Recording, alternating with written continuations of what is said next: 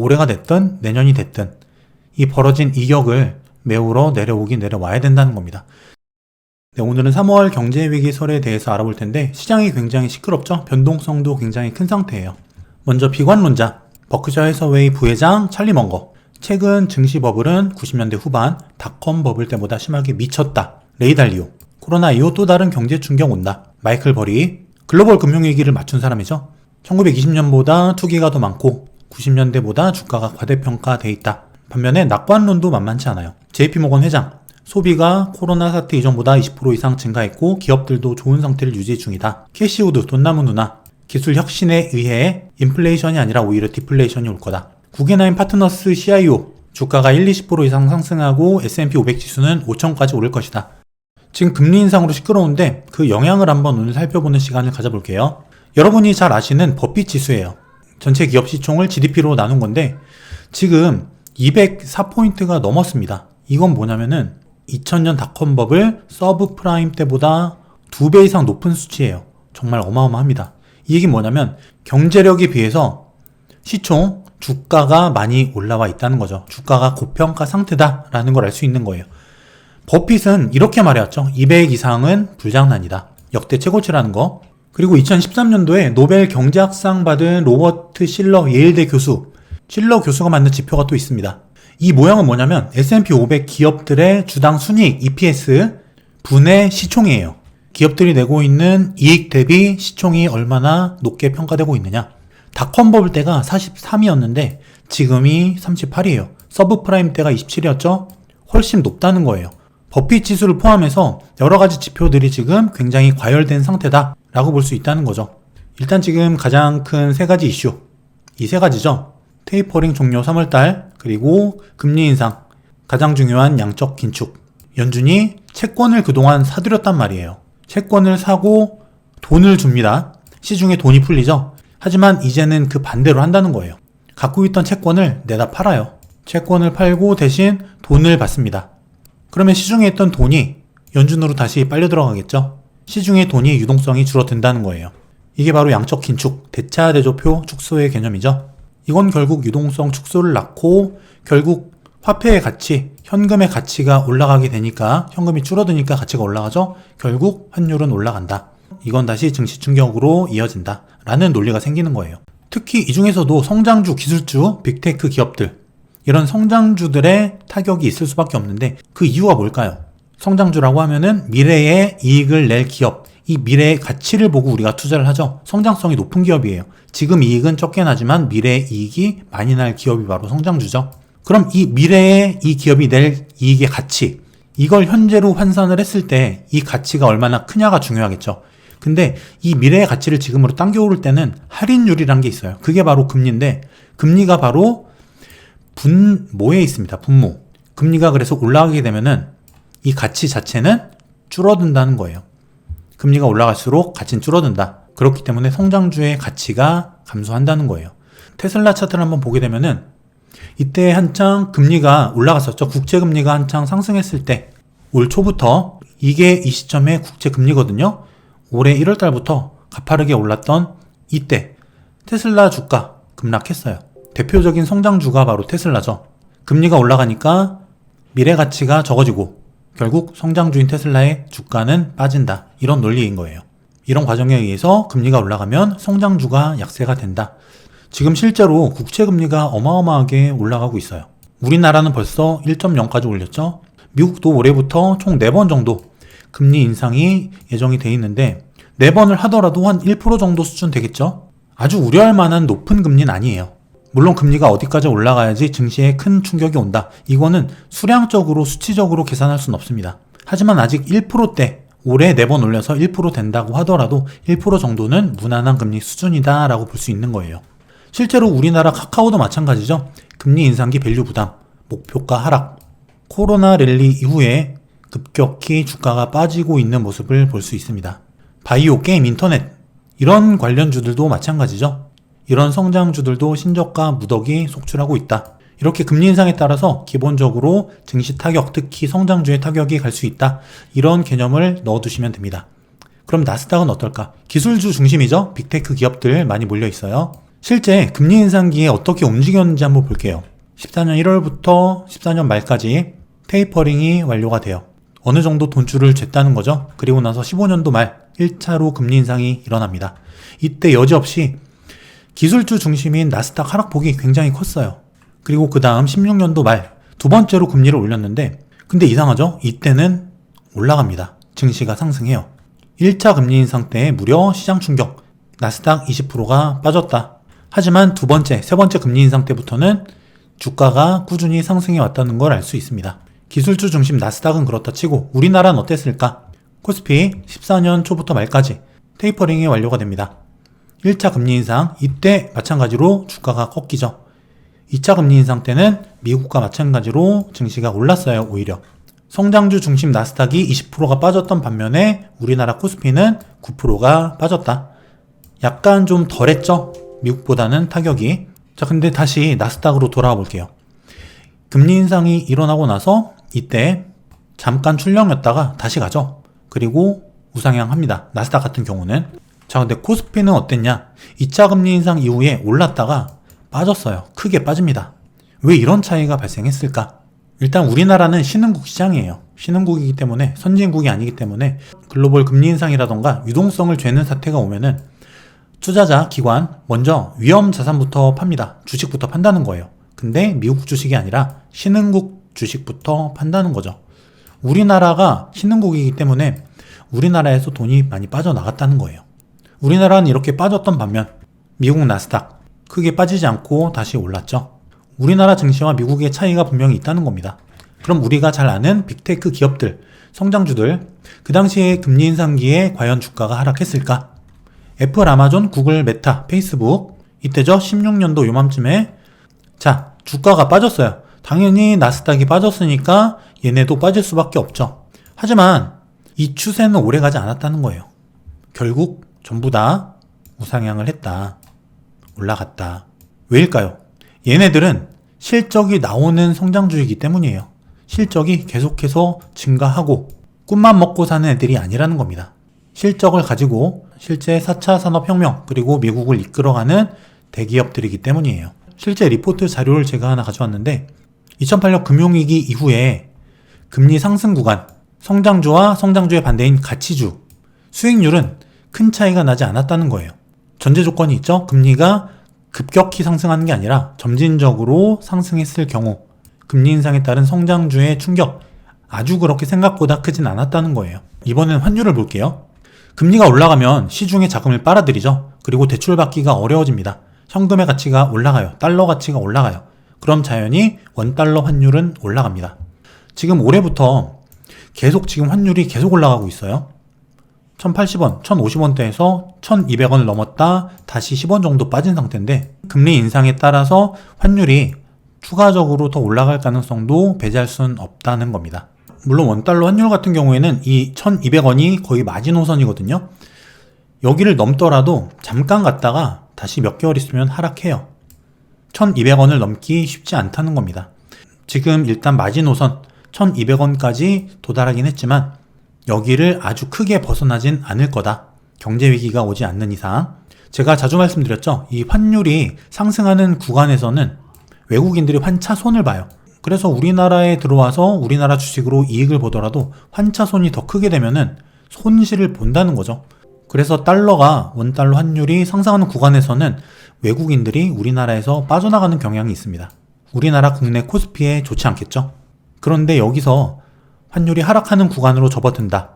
그때는 가만히 앉아서 환차 이익을 보기 때문에 주가가 안 올라도 환차익만으로도 이익을 본다. 그래서 환율이 하락하는 구간에서는 외국인들이 우리나라에 많이 들어온다. 증시에 좋다는 거죠. 어쨌든 금리 인상이라는 거는 환율 상승에 영향을 줄 수 있기 때문에 증시에는 어쨌든 한번 출렁임은 줄 수 있다라고 볼 수 있는 거예요. 이번에는 나스닥과 코스피의 연봉을 한번 볼게요.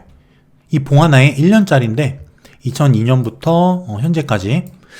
자, 자세히 한번 볼게요. 이 검정색 선이 5일, 그러니까 5년이죠. 5년 이동평균선인데 나스닥 같은 경우는 어쨌든 지금까지 거의 다 새빨갛죠. 올해 빠진 걸 제외하고는 계속 올랐어요. 금융위기 이후에 금리 인상기에도 어쨌든 계속 올라갔다는 거예요. 그런데 잘 한번 볼게요. 이 검정색 선, 여기서 이 붕 떠있는 이 이격이라고 하거든요.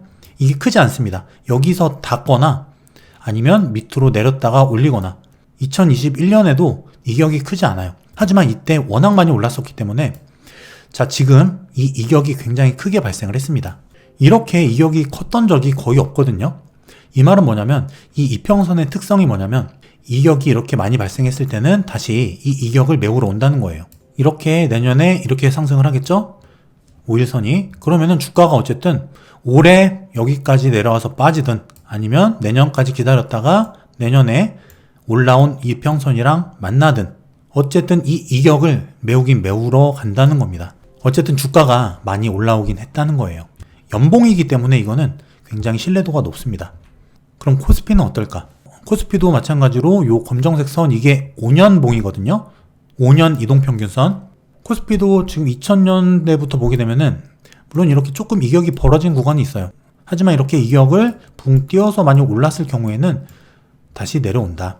그랬다 다시 간다. 그 이후에는 거의 5년 봉에 붙어 있다시피 하죠. 거의 박스권이다가 이번에 코로나 때 크게 올랐어요. 그리고 이격을 이렇게 붕 띄어버립니다. 그리고 나서 또 올해 이격이 아직 많이 남아있죠.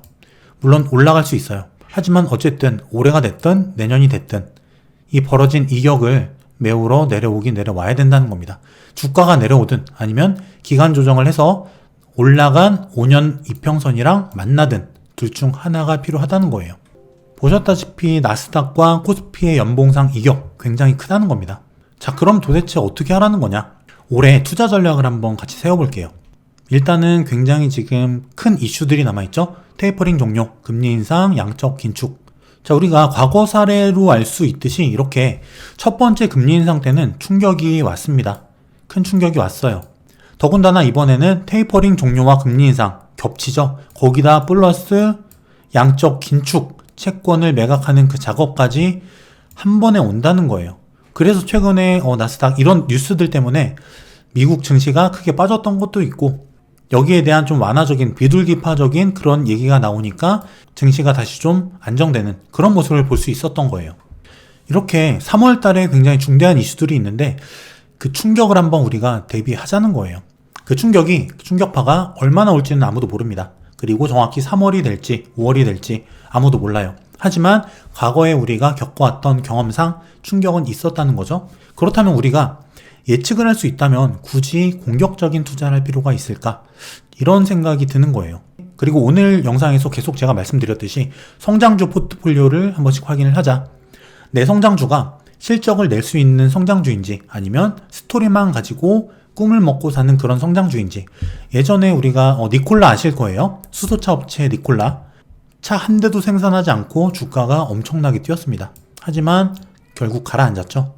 이 가라앉은 시점도 국채금리 상승 시기랑 어느 정도 겹치기도 해요. 이렇게 꿈만 먹고 실적이 없는 성장주는 이런 금리 인상기, 테이퍼링 종료, 양적 긴축 겹쳐지는 이 시기에 위험할 수도 있다는 겁니다. 지금까지 꿈만 먹고 많이 자랐다면은 조정이 다소 있을 수 있다.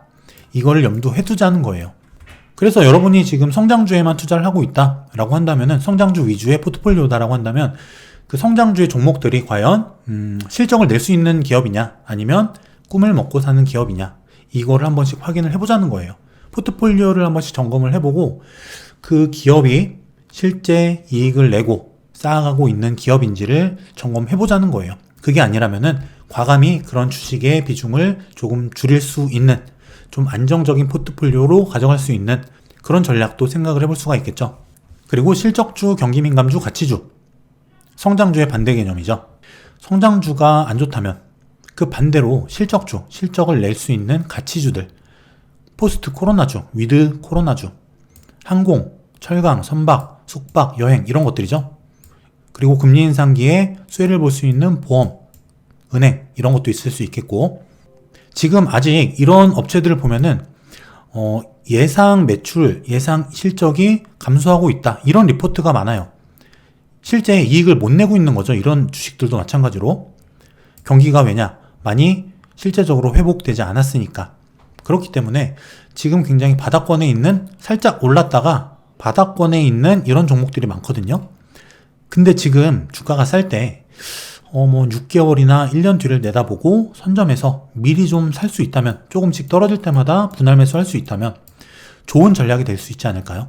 특히나 금리 인상기가 지금 겹쳐지기 때문에 성장주가 안 좋다면은 이런 쪽으로 자금이 일부 몰려갈 수도 있다. 또 코로나 지금 뭐 오미크론도 백신이 계속 나오고 있어요. 오미크론 백신도 나오고 생각보다 오미크론의 영향이 크지 않다.